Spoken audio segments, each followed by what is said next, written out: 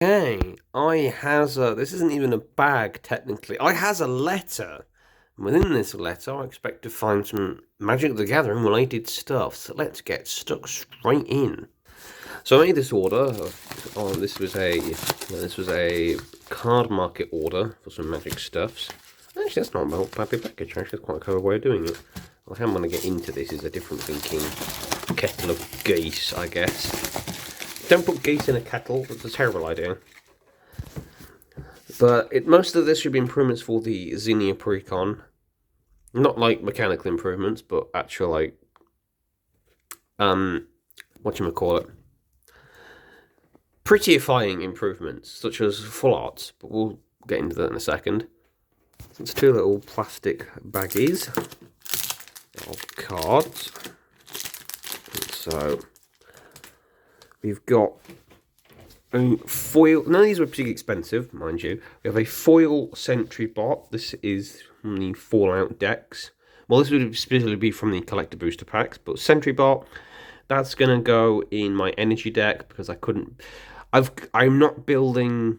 I've got a bunch of energy stuff in Modern Horizons and the other energy deck. I think got the Mount Commander from that.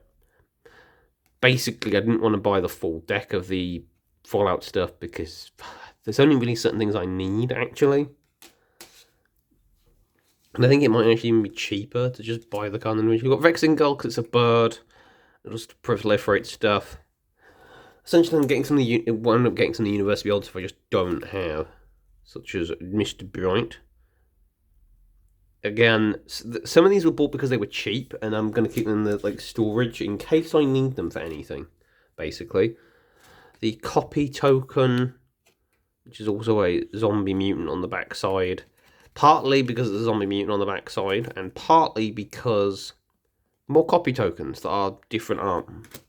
And again, it wasn't pretty expensive. Treasure, this is going to go in my Mr. House deck because I wanted a treasure that's actually Fallout themed because, yes. Some caps. We've got Sarpadian Simulacrum, this is Modern Horizons 3. The Foil Assassin, which again, this is quite cheap. I wanted it mostly for the foil treasure, but having assassin tokens is quite handy. And then we've got plains, island, mountain.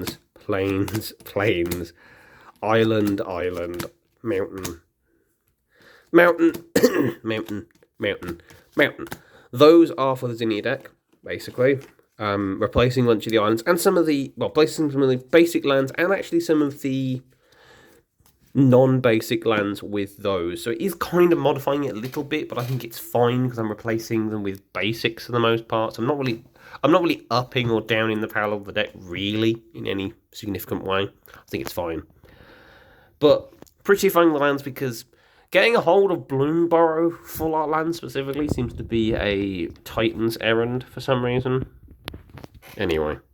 Some of these I picked up because they are for homebrew purposes. I like to have the copy of the card in hand for when I do a homebrew conversion of them. A, to check which ones I've already done. So I've got like a pile of ones I've done and a pile of to do, rather than thinking, oh, put it in a blinking document.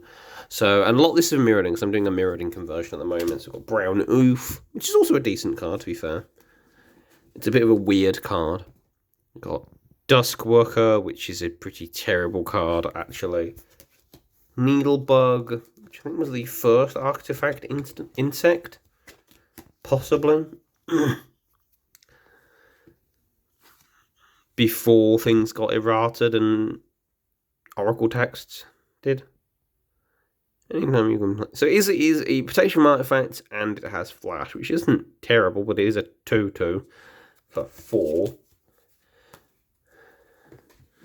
We have Groth Skither, one of the weird beasts from Mirrodin, because, well, early Magic, like this era of Magic and early Magic in general, has had some really weird beasts. That's good.